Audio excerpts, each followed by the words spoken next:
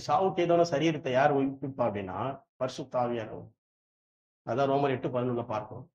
இயேசு கிறிஸ்துவை மரித்தோரில் இருந்து உயிரோட எழுப்பினுடைய ஆவி உங்கள் வாசமா இருந்தால், இயேசு கிறிஸ்துவை மரித்தோரில் இருந்து உயிரோட எழுப்பினவர் உங்களில் வாசமா இருக்கிற தம்முடைய ஆவினாலே ஒரு சாவுக்கு ஏதோ சரீரத்தை உயிர்ப்பிப்பார். அப்போ கிறிஸ்டியன் லைஃப் வாழ்றதுக்கு கடவுள் நமக்கு பிதாவானவர் நமக்கு தந்த ஒரு வழிகாட்டி யார் சொன்னா பரிசுத்த ஆவியானவர்.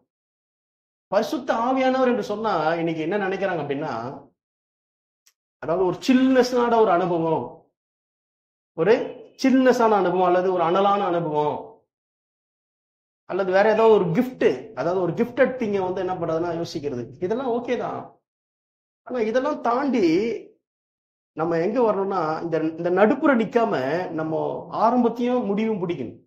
ரொம்ப முக்கியமானது என்ன அப்படின்னா, இயேசு சிலுவில எதை முடிச்சாரோ, இயேசு சிலுவில முடிச்ச நீதிய இயேசு சிலுவில முடிச்சான்றதை காட்டிலும் இயேசு தன் வாழ்க்கையில முடிச்ச நீதி, ஒருவருடைய கீழ்ப்படிதலினாலே அநேகர் நீதிமான்களாக்கப்படுவார் சொன்னா, இயேசு தன் வாழ்க்கை மூலியமாக அவர் வாழ்ந்த அந்த வாழ்க்கை 3 வருஷம் ஊழியத்துல அவர் வாழ்ந்த அந்த வாழ்க்கை, சிலுவை, உயிர்த்தெழுதல், அப்புறம் அசென்ஷன், அதாவது பிதாவின் வலது பரிசம், இது எல்லாமே தேவனுடைய நீதி. இந்த நீதியை நமக்கு கொடுக்கிறது தான் பரிசுத்த ஆவியானவர். பரிசுத்த ஆவியானவர்னா நிறைய பேர் நினைச்சிருக்கோம்னா ஏதாவது ஒரு ஆங்கிள் பாத்துறாங்க. பிசாசை துரத்துறதுக்கு பரிசுத்த ஆவியானவர், தீர்க்க தரிசனம் சொல்றதுக்கு பரிசுத்த ஆவியானவர் சொல்லிட்டு ஏதாவது ஒரு காரியத்தை பிடிச்சி தொங்க கூடாது. சொல்றது புரியுதா? ஏதாவது ஒரு காரியத்தை பிடிச்சி தொங்க கூடாது. ஒட்டுமொத்த காரியத்தை நம்ம என்ன பண்ணணும், ஆராய்ந்து அறிந்து அதை நம்ம பெற்றுக்கொள்ளணும். இதற்காக நியமிக்கப்பட்டவர் தான் பரிசுத்த ஆவியானவர். இயேசுவை கம்ப்ளீட்டா பரிசுத்த ஆவியானவர் நடத்தினார். இயேசு நடத்தினது யாரு? கம்ப்ளீட்டா பரிசுத்த ஆவியானவர் நடத்தினார். அப்ப பரிசுத்த ஆவியானவரை பற்றியதான வெளிச்சம் நமக்கு தேவை. நிறைய பேர் பார்க்கும்போது என்ன அப்படின்னா, டங்ஸ்ல பேசுறாங்க. ரொம்ப நல்லது டங்ஸ்ல பேசுறது. தனிப்பட்ட ரீதியான ஜெபத்துல நீங்க டங்ஸ்ல நிறைய பேசுறது ரொம்ப நல்லது. ஆனா அதனுடைய நோக்கம் என்ன என்பது தெரியாம என்ன பண்ணக்கூடாது, ஒரு காரியத்தை என்ன பண்ணக்கூடாது, செய்யக்கூடாது. அதிகமா சொல்றேன், ஓவர் டீப்பா போயிடக்கூடாது. ஒரு நோக்கம் என்ன என்பதை தெரிஞ்சு நம்ம செய்யும்பொழுது அது ரொம்ப ஆசீர்வாதமா இருக்கும். அபிஷேகம் என்று சொன்னாவே என்ன அப்படின்னா, உங்க ஆத்மாவில எது பலமா குடிக்கொண்டு இருக்குதோ, உங்க ஆத்மாவில எது பலமா குடிக்கொண்டு இருக்குதோ அதை கட்டவிழ்ப்பது சரீரத்திற்கு தான் அபிஷேகம் அல்லது பரிசுத்த ஆவியானவர். அல்லேலூயா. நான் சொல்றது புரியுதா?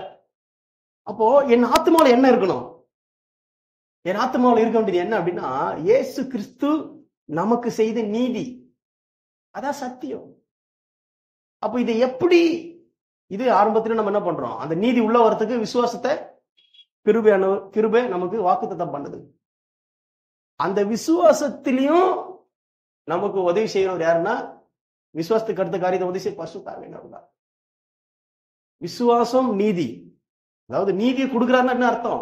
50 கிலோமீட்டர் நான் நடந்துட்டேன்னா என்ன அர்த்தம்? 40 கிலோமீட்டர் உள்ள இருக்குன்னு அர்த்தம். 50 கிலோமீட்டர் நான் நடந்துட்டேன்னு என்ன அர்த்தம்? 40 கிலோமீட்டர் உள்ள இருக்கு. புரியுதா? ஒரு 5000 ரூபாய் அப்படின்னா 5000 எவ்வளவு இருக்குது?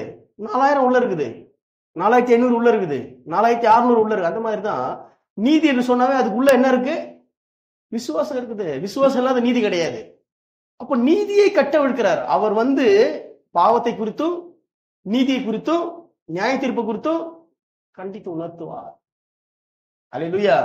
அப்போ நீதியை நாம் பெற்றுக்கொள்ளும்படிக்கு நமக்கு உதவி செய்கிறவர், நம்மை நடத்துகிறவர் பரிசுத்த ஆவியானவர். தெளிவா அழகா ஒரு தீர்க்கதரிசன பாட்டு வந்த உடனே எனக்கு நான் அப்படியே அதே தாட்லயே இருந்தேன். வந்த உடனே அந்த பாட்டு, நான் உனக்கு போதித்து நீ நடக்க வேண்டிய வழியை காட்டுவேன் அப்படின்னா பரிசுத்த ஆவியானவர்.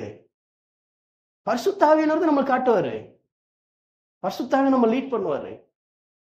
அப்போ நம்ம அந்த ஜெபத்துல நம்ம என்னன்னா, இந்த வல்லமை நம்ம ரிசீவ் பண்ணணும். அதுக்கு முன்னாடி என்ன அப்படின்னா, இந்த ஜீவனுக்கு போறதுக்கு முன்னாடி நம்ம அறிந்து கொள்ள வேண்டிய ஒரு காரியம் என்ன அப்படின்னா, பரிசுத்த ஆவியானவர் என்ன செய்வார் சொன்ன பாருங்க, அதை அறிந்து கொள்ளணும். அதான் தேவநீதி. தேவநீதி என்ன என்பதை அறிந்து கொள்ளணும். என்னுடைய ரைட்ஸ் தான், என்னுடைய உரிமைகள். தேவநீதி சொன்ன என்ன அர்த்தம்? என்னுடைய உரிமைகள்.